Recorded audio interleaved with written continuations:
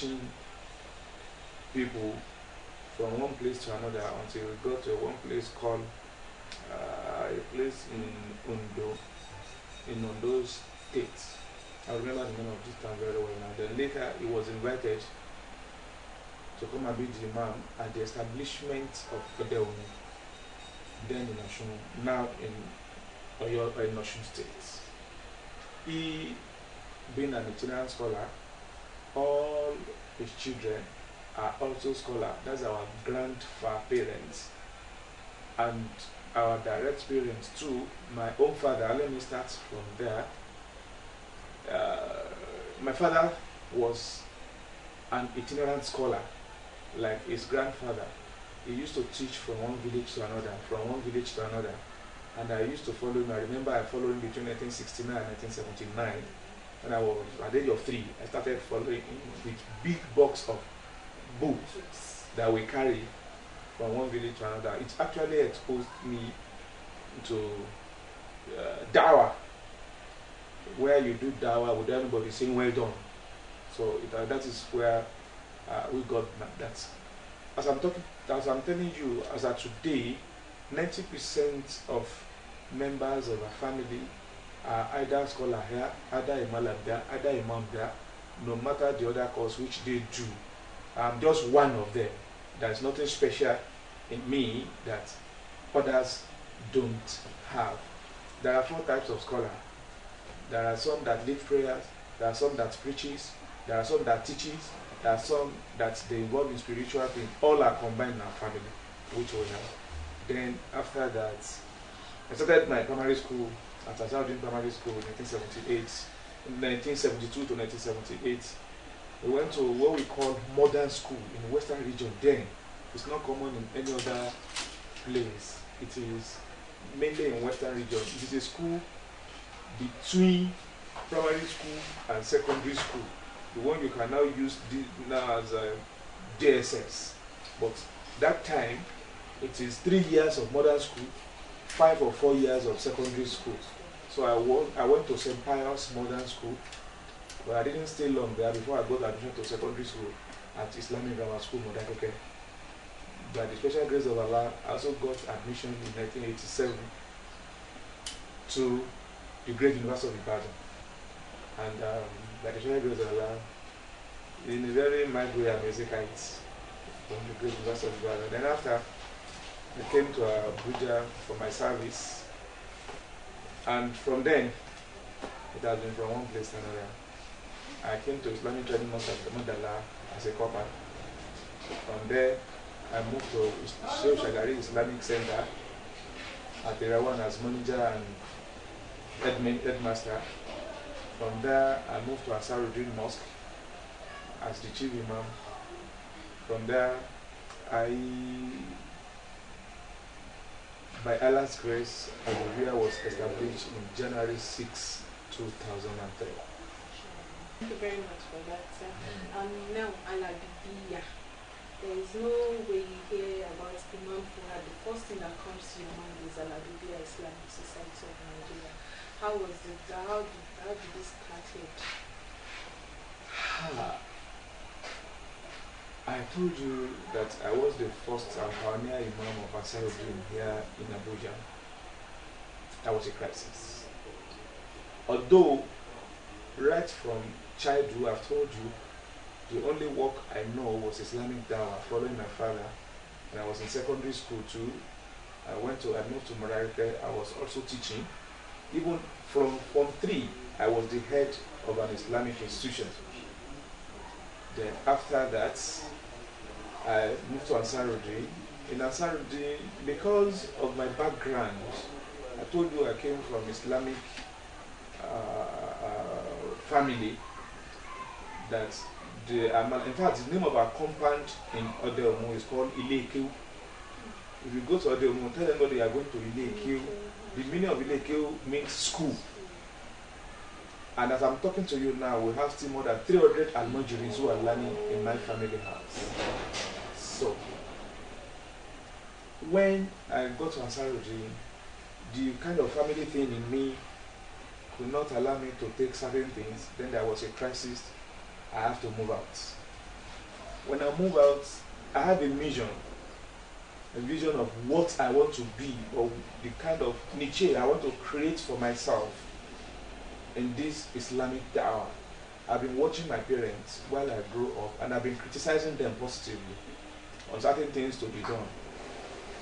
When I left Ansarudin, I told them, they prayed for me, they said they have been waiting for this from me. I told them, I want to have an institution where I will be able to teach people to read Quran in 4 months.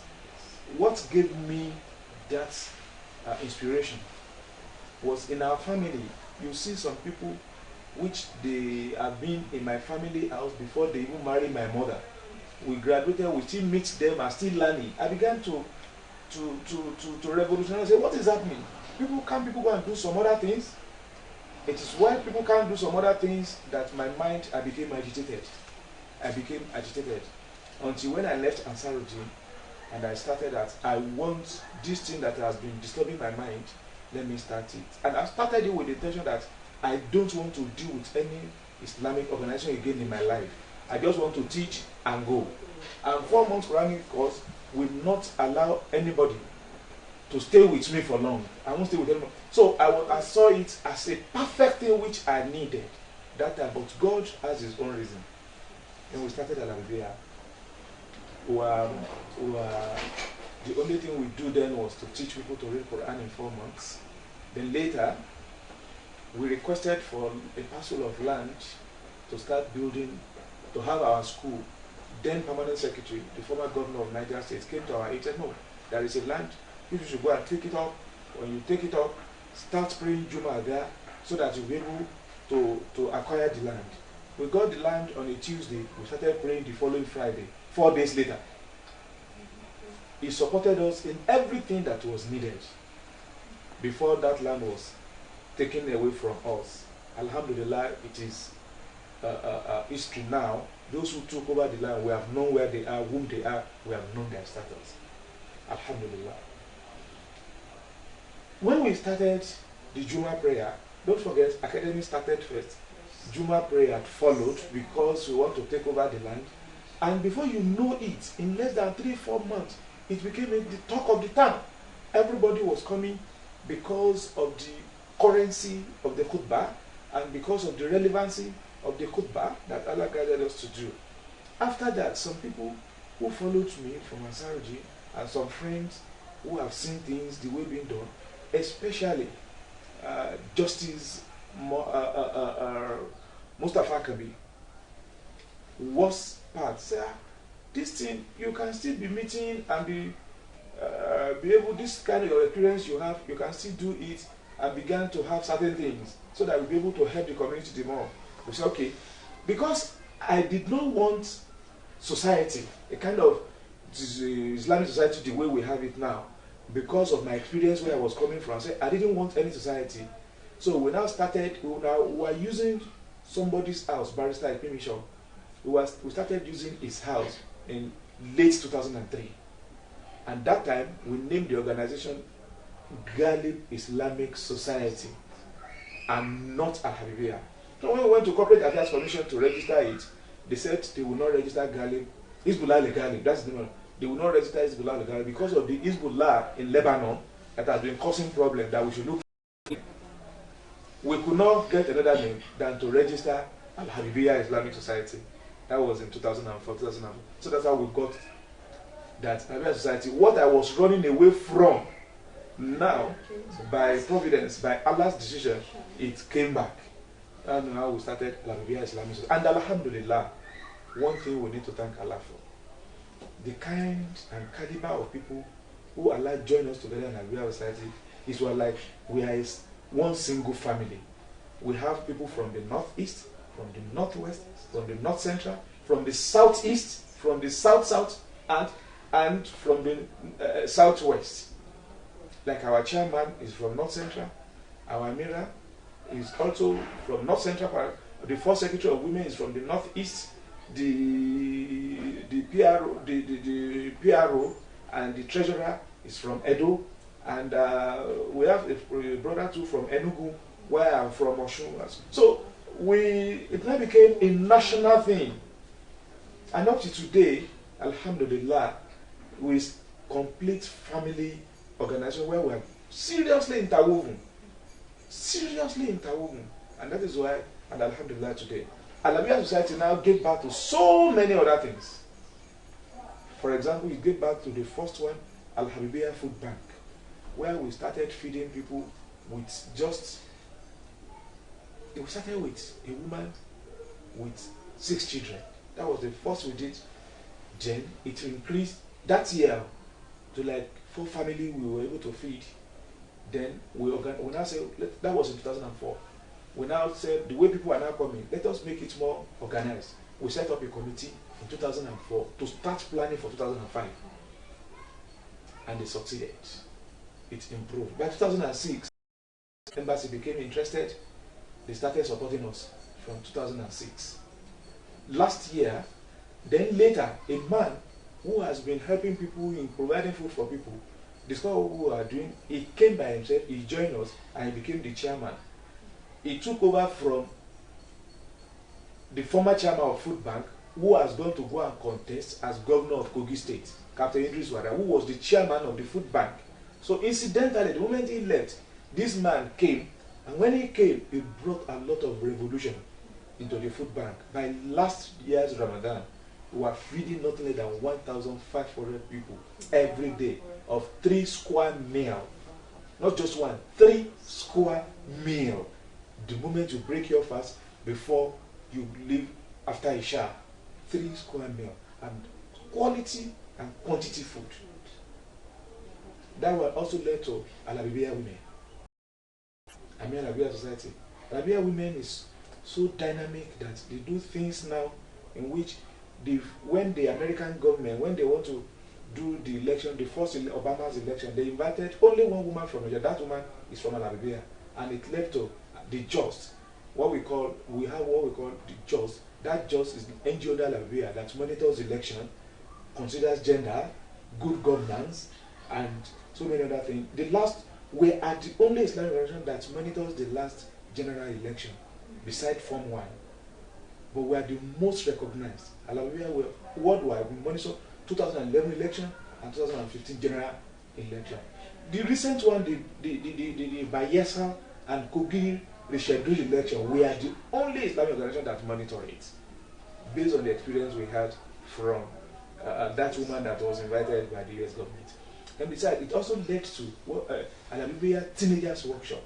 Al-Afrikiy Teenagers Workshop is a kind of organization that is trying to catch the children young so that they will be able to take over from us, and is exposing them to the current issues in the world with a way of challenging, of solving it from Islamic point of view. As I'm talking to you today, with all humility, our children are everywhere in the world. There was a day I went for a program in Dubai. I was eating in one restaurant. One young girl came to greet me. He said, I don't know you, sir. I am a product of Al-Afrikiy Teenagers Workshop, and I'm proud to be it. It's one of my greatest joy I ever seen in my life in Dubai.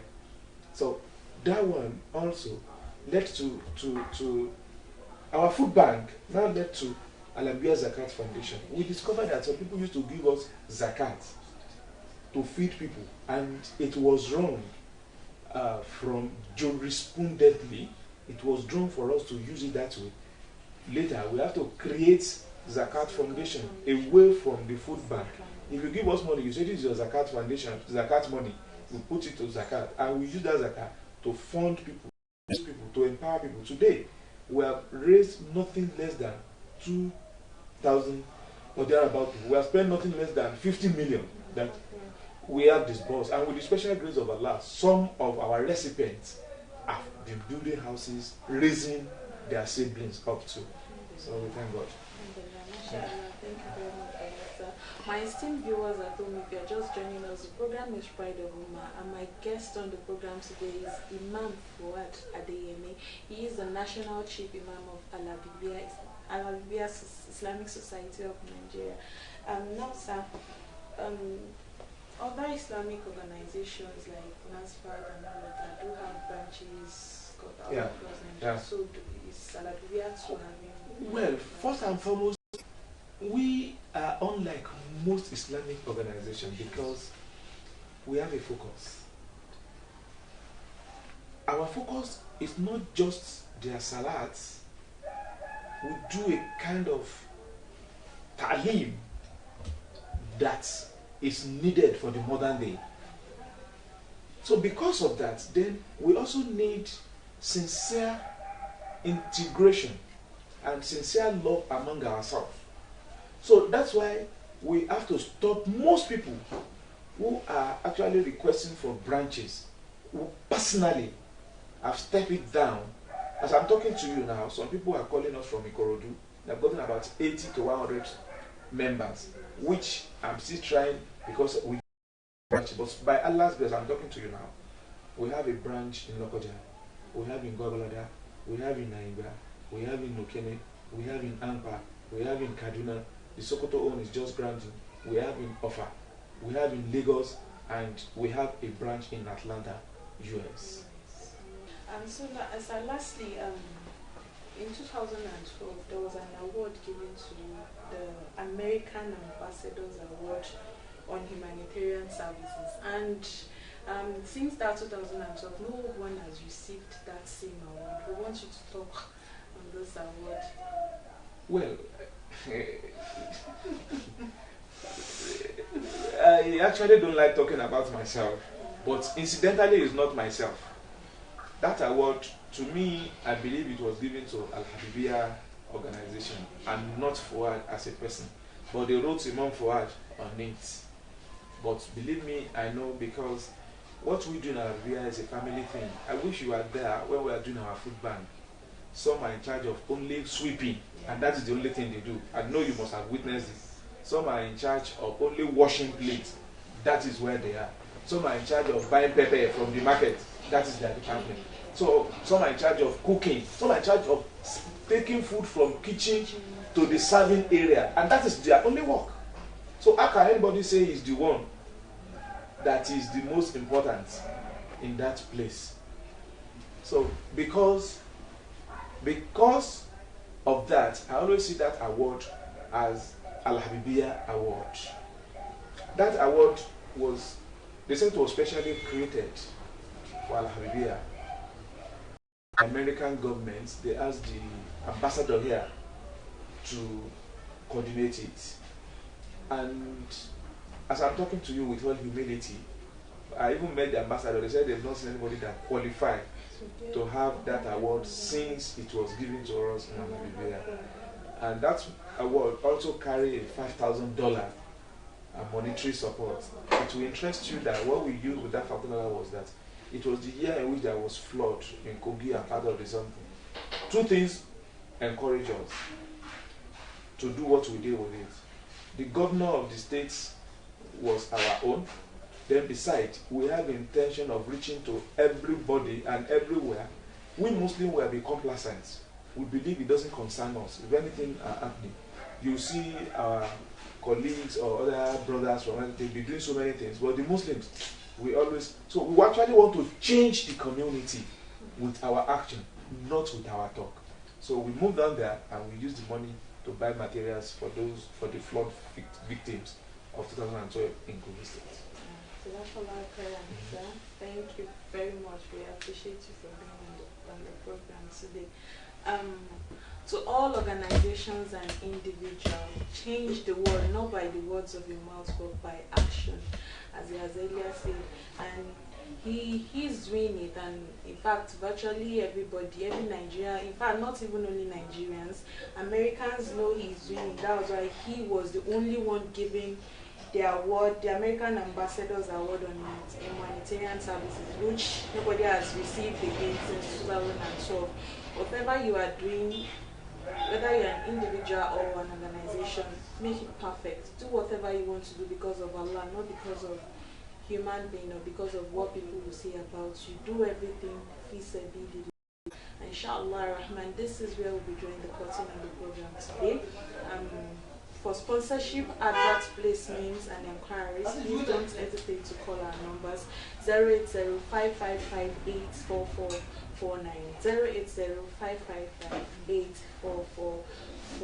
Please join me for another wonderful edition of the Pride of Woman next time, inshallah. And I will be saying Assalamu alaikum wa rahmatullahi wa barakatuh.